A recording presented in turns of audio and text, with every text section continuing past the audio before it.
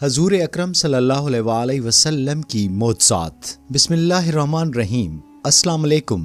Dream stories کے معزز ناظرین کو آج کی اس ویڈیو میں خوش آمدید۔ پیارے ناظرین، حضور اکرم صلی اللہ علیہ وسلم کی ذات اقدس جامعۃ المعجزات ہے۔ آپ صلی اللہ علیہ وسلم سے قبل آنے والے تمام پیغمبران کرام علیہ السلام کو جو معجزات دیے گئے، سب آپ صلی اللہ علیہ وسلم کی ذات مبارکہ میں جمع ہوئے، یہاں تک کہ آپ صلی اللہ علیہ وسلم کا بال بال معجزہ قرار پایا۔ معجزہ کا مطلب عاجز کر دینا یعنی مجبور کر دینا سے ہے۔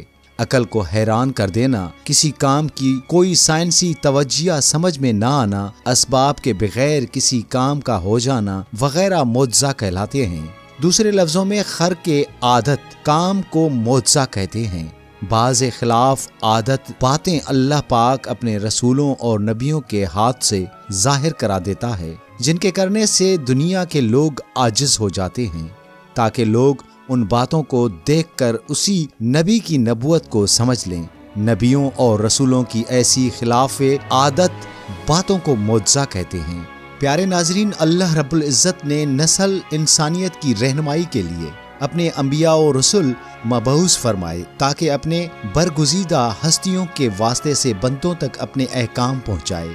اس خالق کائنات اللہ رب العزت کا کروڑوں شکر عظیم ہے کہ اس نے ہمیں انبیاء اور رسل کے سردار جناب احمد مجتبی محمد مصطفی رسول عربی صلی اللہ علیہ وسلم کی امت میں پیدا کیا۔ انبیاء اور رسولوں کی نبوت اور رسالت کی دلیلوں کو معجزہ کہا جاتا ہے۔ اللہ تبارک و تعالی نے ہر نبی کو اس کی نبوت و رسالت کے ثبوت کے دلیل کے طور پر معجزات عطا کیے، جن کو لوگوں کے سامنے پیش کر کے انبیاء اور رسولوں نے اپنی نبوت و رسالت کا ثبوت پیش کیا۔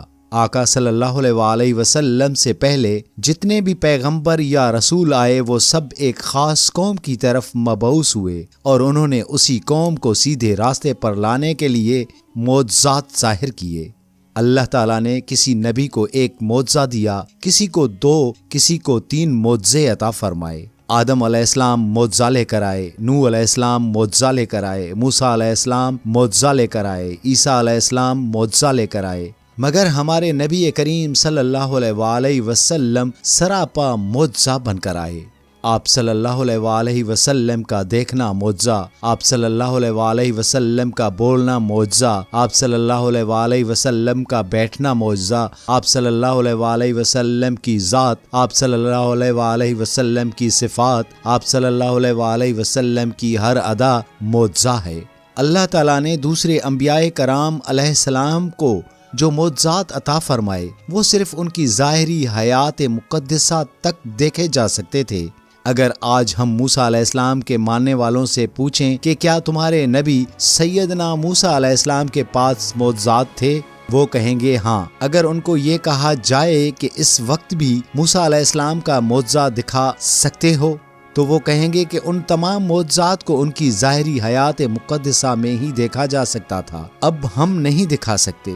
اگر عیسیٰ علیہ السلام کے ماننے والوں سے پوچھا جائے تو بھی یہی جواب ملے گا۔ پر قربان جائیں ہم اپنے آقا صلی اللہ علیہ وسلم پر کہ آج بھی ہم سے کوئی پوچھے نبی کریم صلی اللہ علیہ وسلم کے معجزات، تو ہم علل اعلان کہیں گے کہ اے میرے نبی صلی اللہ علیہ وسلم کے معجزات کے بارے میں سوال کرنے والو، قرآن پاک کی زیارت کر لو۔ یہ قرآن پاک میرے نبی کریم صلی اللہ علیہ وسلم کا وہ معجزہ ہے جو قیامت تک باقی رہے گا۔ قرآن پاک کا ہر لفظ، ہر شد، مد، زیر، زبر، عظمت مصطفیٰ صلی اللہ علیہ وسلم کی گواہ ہیں۔ معجزہ کی تعریف یوں بھی کی جا سکتی ہے کہ معجزہ اس امر کو کہتے ہیں جو مدعی نبوت کے ہاتھ پر ظاہر ہوا، اور تمام کل عالم اس کے معارض اور مقابل یعنی اس کی مثل لانے سے عاجز اور درماندہ ہوتا ہے کہ منکرین اور مخالفین پر یہ بات واضح ہو جائے کہ یہ شخص کوئی عام نہیں بلکہ خدا کا برگزیدہ ہے۔ آقا صلی اللہ علیہ وسلم کی نبوت و رسالت چونکہ تمام عالم کے لیے ہے اور قیامت تک کے لیے ہے، اس لیے اللہ تعالیٰ نے آپ صلی اللہ علیہ وسلم کو جملہ اقسام عالم سے معجزات اور نشانات عطا فرمائے تاکہ عالم کی ہر چیز آپ صلی اللہ علیہ وسلم کی نبوت کی دلیل اور برہان ہو، اور عالم کی کوئی نوع ایسی باقی نہ رہے جو آپ صلی اللہ علیہ وسلم کی نبوت کی شہادت نہ دے۔ چونکہ آقا صلی اللہ علیہ وسلم ساری کائنات کے لیے رحمت للعالمین خاتم النبیین بن کر آئے، اس لیے آپ صلی اللہ علیہ وسلم کے معجزات بے شمار ہیں۔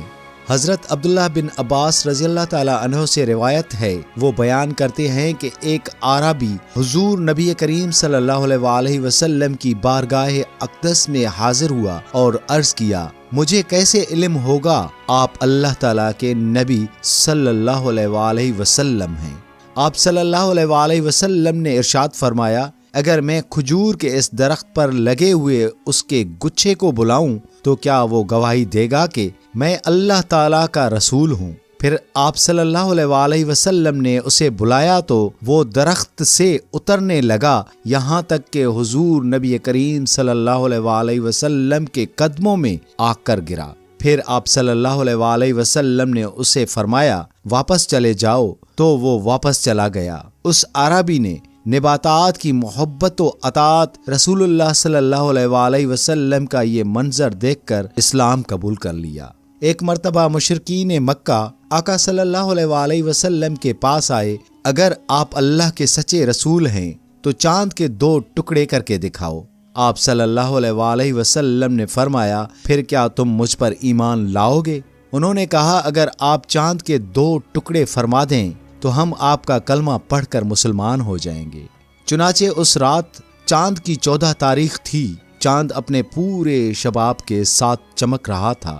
جو ہی آقا صلی اللہ علیہ وسلم نے اپنی انگشت مبارکہ سے چاند کی طرف اشارہ کیا تو چاند 2 ٹکڑے ہو گیا۔ حضرت ابو زید انصاری رضی اللہ تعالی عنہ روایت کرتے ہیں کہ حضور نبی اکرم صلی اللہ علیہ وسلم نے مجھے فرمایا، میرے قریب ہو جاؤ۔ پھر میرے سر اور داڑھی مبارک پہ اپنا دست مبارک پھیرا اور دعا فرمائی، الہی اسے زینت بخش اور اس کے حسن جمال کو دوام عطا فرما۔ راوی کہتے ہیں کہ انہوں نے 100 سال سے زیادہ عمر پائی، لیکن ان کے سر اور داڑھی کے چند بال ہی سفید ہوئے تھے۔ ان کا چہرہ صاف اور روشن رہا اور تا دم آخر ایک ذرا بھر شکن بھی چہرے پر نمودار نہ ہوئی۔